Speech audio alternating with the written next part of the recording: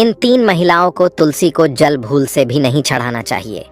दोस्तों, एक समय की बात है, देवी सत्यभामा भगवान श्री कृष्ण के पास आती है और उनसे पूछने लगती है, हे प्रभु, पहले आपने मुझे तुलसी को जल देने का और तुलसी के पास दीपक जलाने का महात्म्य सुनाया था, किंतु हे प्रभु, आज मैं आपके पास यह जानने के उद्देश्य से आई हूँ कि तुलसी को जल चढ़ाने के नियम क्या है।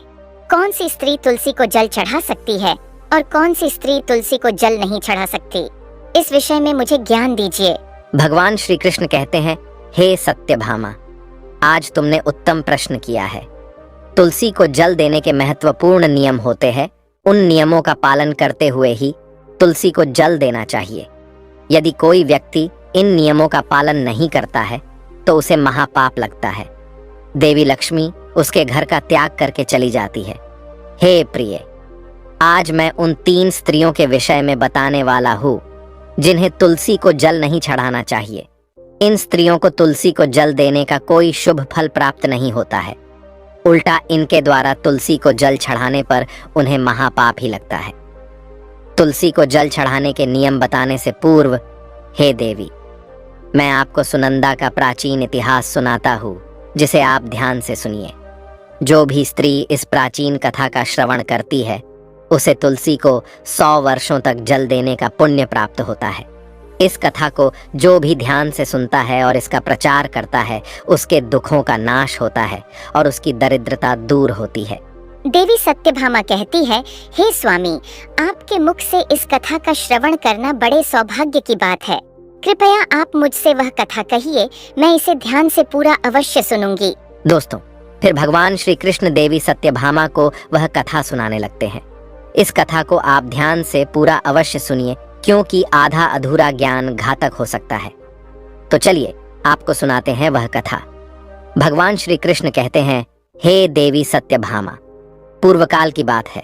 दक्षिण देश में एक अत्यंत शोभायमान नगरी थी। उस नगरी में सुदेव नाम का एक ब्राह्मण निवास करता था। सुदेव बहुत ही बुद्धिमान और शास्त्रों में पारंगत था। उसने वेदों का भी अध्ययन किया था। उसी के नगर के पास अन्य एक नगर था। उस नगर में ध्यान शर्मा नाम का एक विद्वान ब्राह्मण था। उसकी एक पुत्री थी जिसका नाम सुनंदा था। उस ध्यान शर्मा ने बड़े ही लाड़ प्यार से अपनी पुत्री का लालन पालन किया था। उसकी पुत्री अत्यंत सुंदर और गुणवान थी। जब सुनंदा विवाह के योग्य हुई तो ध्यान शर्मा को अपनी पुत्री के विवाह की चिंता सताने लगी। इसीलिए उसने अपनी पत्नी से कहा, हे प्रिय, हमारी पुत्री अब जवान हो चुकी है, इसीलिए अब इसका विवाह हमें कर देना चाहिए। तब उसकी पत्नी कहती है, हे स्वामी, मेरी दृष्टि में एक विद्वान ब्राह्मण है जिनका नाम सुदेव है। मैं तो कहती हूँ हमारी पुत्री का विवाह उन्हीं श्रेष्ठ ब्राह्मण के साथ करा दिया जाए। उनके साथ विवाह करके हमारी पुत्री सुखी जीवन व्यतीत करेगी। ध्यान शर्मा कहता है, हे प्रिय, तुम ठीक कहती हो। मैंने भी सुदेव जी के विषय में बहुत सुना है। हम हमारी पुत्री का विवाह उन्हीं के साथ करेंगे। मैं कल ही उनके पास अपनी पुत्री के विवाह का प्रस्ताव लेकर जाता हूँ। फिर ध्यान शर्मा अपनी पुत्री के विवाह का प्रस्ताव लेकर सुदेव के घर पर जाता है। सुदेव घर में अपने माता पिता की सेवा कर रहा होता है। जब ध्यान शर्मा सुदेव को अपने माता पिता की सेवा करते देखता है तो उसे बड़ा आनंद होता है। वह सोचता है, अरे वाह, यह ब्राह्मण पुत्र तो कितना महान है। यह तो बड़ी प्रसन्नता से अपने माता पिता की सेवा कर रहा है।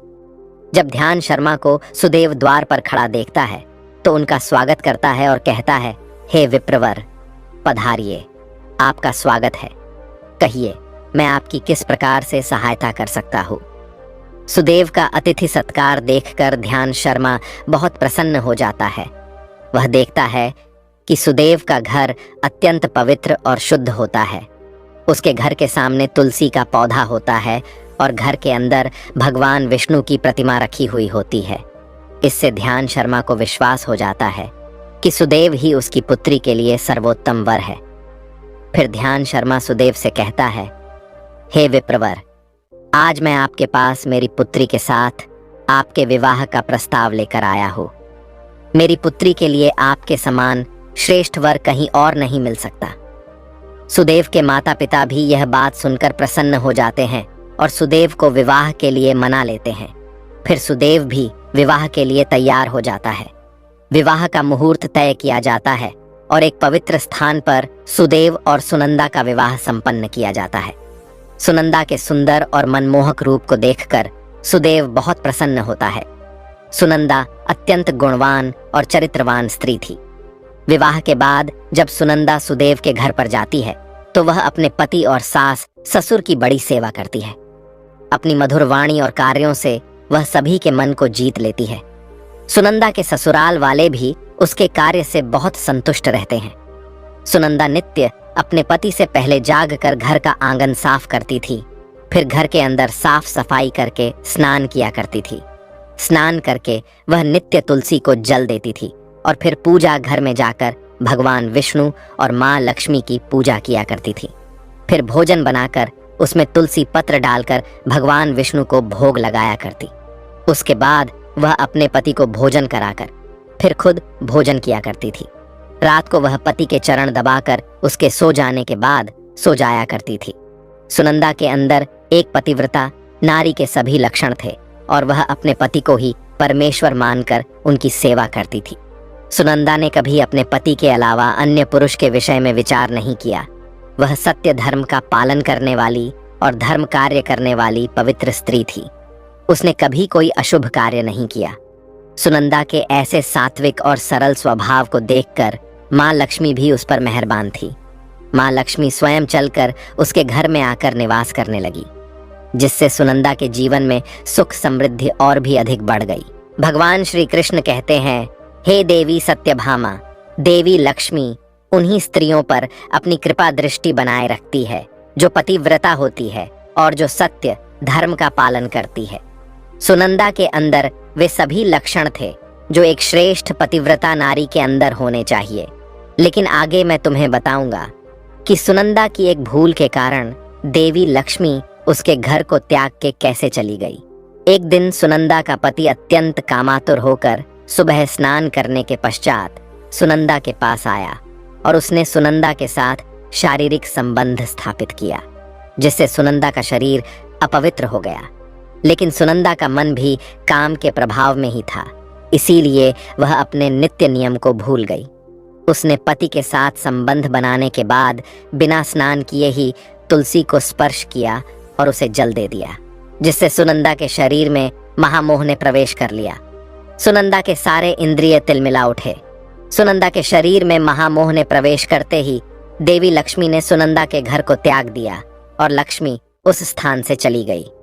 तब से सुनंदा के शरीर में निवास कर रहे उस महामोह ने उसे सभी धार्मिक कार्यों से वंचित कर दिया। इसका विपरीत प्रभाव सुनंदा के पति पर भी पड़ा और वह भी सदा कामातुर होकर सुनंदा के साथ विहार करने लगा। उसका मन सदैव ही काम वासना में लगा रहता था। फिर एक दिन सुनंदा के पति ने तो सभी सीमाओं का उल्लंघन किया और सुनंदा के मासिक धर्म के दौरान ही उसके साथ संबंध स्थापित किया, जिससे सुनंदा के शरीर में निवास कर रहा ब्रह्म हत्या का पाप उसके पति के शरीर में प्रवेश कर गया। हे देवी सत्यभामा, जब स्त्री मासिक धर्म से होती है तो उसके शरीर में 3 दिनों तक ब्रह्म हत्या का पाप निवास करता है, क्योंकि ब्रह्मदेव ने इंद्र के शरीर से ब्रह्म हत्या का पाप निकालकर वृक्ष, जल, अग्नि और अप्सराओं को ग्रहण करने के लिए कहा था।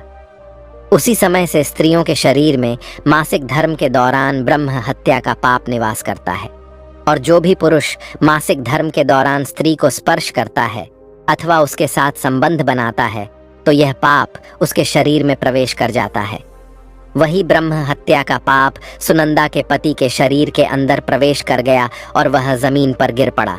उसे तुरंत ही कोढ़ का रोग हो गया। उसका अंग अंग जलने लगा, उसके शरीर पर छाले पड़ गए और वह दर्द से चीखने चिल्लाने लगा, हाय, यह मुझसे क्या अपराध हो गया, मेरे द्वारा भयंकर पाप हो गया है। मैंने सब कुछ जानते हुए भी महापाप किया है, अब मेरी रक्षा कौन करेगा। सुनंदा की सास तुरंत उस स्थान पर आ गई तो उसने देखा कि उसका पुत्र कोढ़ के रोग से ग्रसित होकर जमीन पर पड़ा है। वह क्रोध में आकर सुनंदा से कहने लगी, अरे कुलटा, अरे पापिनी, तूने ये क्या कर डाला, अपने ही पति का धर्म भ्रष्ट कर डाला। अपने पति की ऐसी हालत देखकर सुनंदा बहुत घबरा गई और जोर जोर से रोने लगी। हे सासू माँ, मुझे क्षमा करो, मुझसे बहुत बड़ा अपराध हो गया है। काम के वशीभूत होकर मेरे द्वारा यह अपराध हो गया है। सुनंदा की सास ने कहा, हे पापिनी, तू इस घर से अभी चली जा। तुझ जैसी कुलटा स्त्री को इस घर में नहीं रहना चाहिए। तूने मेरे बेटे के जीवन को नरक बना दिया। सुनंदा कहती है, हे सासू माँ, मैं कहाँ जाऊँ? मेरे पति के अलावा मेरा कोई नहीं है। मैं उन्हें छोड़कर जीवित नहीं रह सकती। सुनंदा की सास कहती है, तू कहीं भी जाकर मर जा, लेकिन अब तू इस घर में निवास नहीं कर सकती। इतना कहकर सुनंदा की सास ने उसे धक्के मारकर घर से निकाल दिया। फिर सुनंदा दुखी होकर घर से निकल गई। उसे अपनी भूल पर बड़ा पछतावा होने लगा। उसे कुछ भी समझ में नहीं आ रहा था कि वह क्या करे। सुनंदा चलते चलते एक वन में जाती है। उसी वन में एक साधु का आश्रम होता है। तब वह उस आश्रम पर सहायता मांगने के लिए जाती है तो वहां पर कोई नहीं होता है।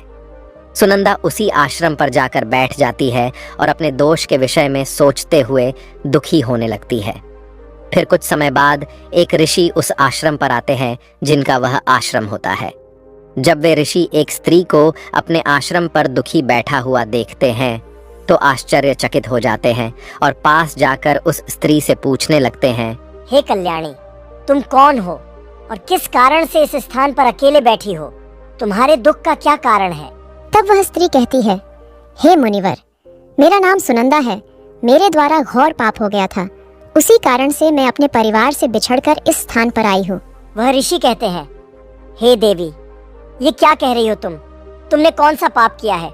मुझे विस्तार से बताओ। मैं तुम्हारी कोई सहायता कर सकूं तो प्रयत्न अवश्य करूंगा। सुनंदा कहती है, हे मुनिवर, मेरे द्वारा घोर पाप हो गया है। मासिक धर्म के दौरान मैंने पति के साथ संबंध बनाया। इसी कारण से मेरे पति कोढ़ रोग से ग्रस्त हो गए और दुख भोग रहे हैं। फिर ऋषि कहते हैं, बेटी, तुम चिंता मत करो। तुम्हारे द्वारा जो पाप हुआ है उसका प्रायश्चित करो। तुम्हें पाप से मुक्ति मिल जाएगी। तुम इस आश्रम में बैठकर भगवान विष्णु की पूजा करो। तुलसी को नित्य जल दो और गौ माता की सेवा करो। तुम्हारा पति जल्दी ही ठीक हो जाएगा। फिर वह सुनंदा वहीं पर उस आश्रम में रहकर भगवान विष्णु की नित्य पूजा करने लगती है। रोज स्नान करके वह ब्रह्मचर्य का पालन करते हुए तुलसी को जल चढ़ाती है और तुलसी के पत्र डालकर भगवान विष्णु को भोग लगाती है। फिर गायों को चारा डालती है, उनकी सेवा करती है। दिन भर वही भगवान विष्णु की मूर्ति के आगे बैठकर भगवान विष्णु की भक्ति करने लगती है। इस प्रकार से 1 वर्ष बीत जाता है। भगवान विष्णु सुनंदा की दृढ़ निष्ठा और भक्ति से अत्यंत प्रसन्न हो जाते हैं और सुनंदा को साक्षात दर्शन देते हैं। भगवान विष्णु को साक्षात अपने सामने खड़ा देखकर सुनंदा उन्हें बारंबार प्रणाम करने लगती है। तब भगवान विष्णु सुनंदा से कहते हैं, हे पुत्री, तुमने बड़ी ही श्रद्धा से और भक्ति भाव से मेरी आराधना की है, इसीलिए अब मैं तुम पर प्रसन्न हूँ। कहो, तुम्हारी क्या कामना है? तब सुनंदा कहती है, हे प्रभु, कृपया मुझे बताइए, मेरे किस दोष के कारण मेरे अंदर काम का वास हो गया, जिस कारण से मेरे द्वारा घोर पाप हुआ और मेरे पति को कोढ़ का रोग हो गया? भगवान विष्णु कहते हैं, हे पुत्री, अब तुम ध्यान से सुनो। तुम्हारे द्वारा अनजाने में ही एक पाप हुआ था, जिस कारण से तुम्हारे अंदर महामोह ने प्रवेश कर लिया था। एक दिन तुमने अपने पति के साथ संबंध बनाने के बाद बिना स्नान किए ही तुलसी को जल दिया था। पति पत्नी जब रति क्रिया करते हैं तो उनका शरीर अपवित्र हो जाता है और ऐसी अवस्था में तुलसी को कभी स्पर्श नहीं करना चाहिए। तुलसी लक्ष्मी का ही रूप है। तुमने अपवित्र अवस्था में ही तुलसी को जल अर्पण किया था, जिस कारण से देवी लक्ष्मी तुम्हारे घर का त्याग करके चली गई और फिर महामोह ने तुम्हारे अंदर प्रवेश कर लिया। उसी महामोह के कारण तुम्हारे और तुम्हारे पति के अंदर काम का प्रभाव अधिक बढ़ गया और मासिक धर्म के दौरान स्त्री के साथ संसर्ग होने के कारण तुम्हारे पति को कोढ़ का रोग हो गया था। वह सुनंदा कहती है, हे प्रभु, अनजाने में मुझसे यह बड़ा पाप हो गया था। अब इस पाप का क्या प्रायश्चित है? भगवान विष्णु कहते हैं, हे सुनंदा, इस पाप का प्रायश्चित तुमने 1 वर्ष तक ब्रह्मचर्य व्रत का पालन करके कर लिया है, इसीलिए अब तुम पाप से मुक्त हो। सुनंदा कहती है, हे प्रभु, कृपया मुझे बताइए, किस अवस्था में तुलसी को जल नहीं देना चाहिए और तुलसी को जल देने के क्या नियम हैं? भगवान विष्णु कहते हैं, हे सुनंदा, अब मैं तुम्हें तुलसी को जल देने के नियम बताता हूँ, तुम इसे ध्यान से सुनो। हे पुत्री, तुलसी एक अत्यंत पवित्र पौधा है। यह मुझे सबसे अधिक प्रिय है, इसीलिए इसकी सात्विकता बनी रहनी चाहिए। इस पौधे को कभी अपवित्र अवस्था में स्पर्श नहीं करना चाहिए। जो स्त्री मासिक धर्म से हो, उस स्त्री को इस पौधे को कभी स्पर्श नहीं करना चाहिए। मासिक धर्म के दौरान स्त्री के शरीर में ब्रह्म हत्या का पाप होता है। ऐसे में स्त्री को तुलसी को जल नहीं देना चाहिए। किसी भी स्त्री और पुरुष को संबंध बनाने के बाद तुलसी के पौधे को स्पर्श नहीं करना चाहिए और ना ही इसे जल देना चाहिए। संबंध बनाने पर स्त्री और पुरुष का शरीर अपवित्र हो जाता है। ऐसी अवस्था में तुलसी के पौधे को स्पर्श करने पर दोष लगता है। देवी लक्ष्मी ऐसे स्थान से चली जाती है। हे पुत्री, जो स्त्री अपने पति का त्याग करके चली गई हो, जो विवाह के पश्चात अपने पति को छोड़कर अन्य पुरुष के साथ निवास कर रही हो, ऐसी स्त्री को भी तुलसी को जल नहीं चढ़ाना चाहिए। तुलसी की पूजा करने का अधिकार केवल पतिव्रता स्त्रियों को ही है। जो स्त्री असती होती है, उसे तुलसी को जल नहीं चढ़ाना चाहिए। हे सुनंदा, अब मैंने तुम्हें तुलसी को जल देने के संबंध में महत्वपूर्ण नियम बताए हैं, तुम इसे ध्यान में रखो। तब सुनंदा कहती है, हे प्रभु, मेरे पति कोढ़ के रोग से पीड़ित है, कृपा करके मेरे पति को रोग से मुक्त कीजिए। तब भगवान विष्णु कहते हैं, हे सुनंदा, तुमने इस तुलसी के वृक्ष की 1 वर्ष तक पूजा की है। यह अत्यंत पवित्र पौधा है। अब तुम इसके पत्ते ले जाकर अपने पति को खिला दो, वह रोग और पापों से मुक्त हो जाएगा। इतना कहकर भगवान विष्णु अंतर्ध्यान हो जाते हैं। यह सुनकर सुनंदा बहुत प्रसन्न हो जाती है और भगवान विष्णु को बारंबार प्रणाम करके धन्यवाद देती है। फिर सुनंदा उस तुलसी के पौधे के कुछ पत्ते तोड़कर घर पर जाती है और अपने कोढ़ी पति को खिला देती है। तुलसी के पत्ते खाते ही उसका पति एकदम से स्वस्थ हो जाता है और सुनंदा को गले से लगा लेता है। सुनंदा की सास भी जब यह चमत्कार देखती है तो बड़ी प्रसन्न हो जाती है और फिर वे सभी प्रसन्नता से रहने लगते हैं। भगवान श्री कृष्ण कहते हैं, हे सत्यभामा, इसीलिए इन अवस्थाओं में स्त्रियों को तुलसी को जल नहीं चढ़ाना चाहिए और ना ही तुलसी को स्पर्श करना चाहिए, अन्यथा इसके अशुभ परिणाम भोगने पड़ते हैं, जैसा सुनंदा के साथ हुआ था। दोस्तों, अब जानते हैं तुलसी के पौधे से जुड़े महत्वपूर्ण नियम। शास्त्रों के अनुसार सोमवार, बुधवार और रविवार का दिन तुलसी का पौधा लगाने के लिए बहुत शुभ होता है। लेकिन ग्रहण काल में, अर्थात सूर्य ग्रहण, चंद्र ग्रहण आदि दिनों में तुलसी का पौधा कभी नहीं लगाना चाहिए। तुलसी के पौधे को मिट्टी के गमले में लगाना श्रेष्ठ होता है। घर के मुख्य द्वार के सामने एक सुंदर गमले में तुलसी का पौधा लगाना चाहिए। तुलसी के गमले को हमेशा जमीन पर अथवा किसी ऊंची जगह पर रखना चाहिए, लेकिन इसे कभी लटकाकर नहीं रखना चाहिए। तुलसी के पौधे में अच्छी मिट्टी का प्रयोग करना चाहिए। अशुभ स्थानों की मिट्टी कभी तुलसी के गमले में नहीं डालनी चाहिए, जैसे शमशान, नाली या शौच वाले स्थानों की मिट्टी का प्रयोग तुलसी के गमले में कभी ना करें। जिस तुलसी के पौधे की रोज पूजा करते हैं, उसे कभी जमीन के अंदर नहीं लगाना चाहिए। जमीन में लगाने से तुलसी का पौधा अपवित्र हो जाता है और साथ ही इसका आकार भी बहुत बड़ा हो जाता है, जिससे इसकी पूजा करने में परेशानी होने लगती है और लोग इसकी टहनियाँ तोड़ने लगते हैं। इसके अलावा ध्यान न देने पर पशु इसे नुकसान पहुंचा सकते हैं। तुलसी का पौधा लगाने के लिए उत्तर, उत्तर पूर्व तथा पूर्व दिशा ही सर्वश्रेष्ठ मानी गई है। इसमें उत्तर पूर्व दिशा अत्यंत शुभ होती है। इस दिशा में तुलसी का पौधा लगाने से घर का वातावरण सकारात्मक बनता है और शुभ परिणाम प्राप्त होते हैं। अगर तुलसी का पौधा आंगन में लगाया जाता है तो ये बहुत शुभ होता है। तुलसी का पौधा कभी भी दक्षिण पूर्व की दिशा में कभी नहीं लगाना चाहिए। ये आग्नेय दिशा है। इस दिशा में तुलसी का पौधा रखने से जल्दी सूखने लगता है। तुलसी के पौधे को कभी भी अंधकार में नहीं रखना चाहिए। शाम के समय इसके पास दीपक जलाना चाहिए। इसके अलावा तुलसी के पौधे को चुनरी जरूर बांध देना। चुनरी के बिना तुलसी का पौधा अधूरा माना जाता है। तुलसी के पौधे में हरे रंग की चूड़ी, लाल अथवा सफेद धागा जरूर बांध देना, लेकिन तुलसी को कभी सुना नहीं रखना चाहिए। तुलसी के पत्ते तोड़ते समय ध्यान में रखें, चाकू आदि धारदार चीजों का प्रयोग करके तुलसी पत्ते ना तोड़े। तुलसी के पत्ते उंगलियों से ही तोड़ने चाहिए। तुलसी के पौधे की कभी टहनी नहीं तोड़नी चाहिए। थोड़ा अधिक समय लग सकता है, लेकिन तुलसी का एक एक पत्ता ही तोड़ना चाहिए। जितने आवश्यक हो उतने ही पत्ते लेने चाहिए। पत्ते तोड़ते समय नाखूनों का भी प्रयोग नहीं करना चाहिए। इससे स्त्री का सौभाग्य नष्ट होता है और दुर्भाग्य आता है। एकादशी के दिन तुलसी के पत्ते कभी नहीं तोड़ने चाहिए। एकादशी के एक दिन पहले ही तुलसी के पत्ते तोड़कर रखने चाहिए। सूर्य ग्रहण, चंद्र ग्रहण के दौरान तुलसी को स्पर्श नहीं करना चाहिए। किसी भी दिन शाम के समय तुलसी के पत्ते नहीं तोड़ने चाहिए। शाम को तुलसी निद्रा अवस्था में होती है। ऐसे समय पर तुलसी के पत्ते तोड़ना पाप माना गया है। पुरानी सूखी हुई तुलसी की पत्तियों को कभी फेंकना नहीं चाहिए। इसे मिट्टी में दबा दें, लेकिन कभी नाली में अथवा कचरे में ना फेंके। रविवार के दिन तुलसी को जल नहीं देना चाहिए। इस दिन पत्तियां भी नहीं तोड़नी चाहिए।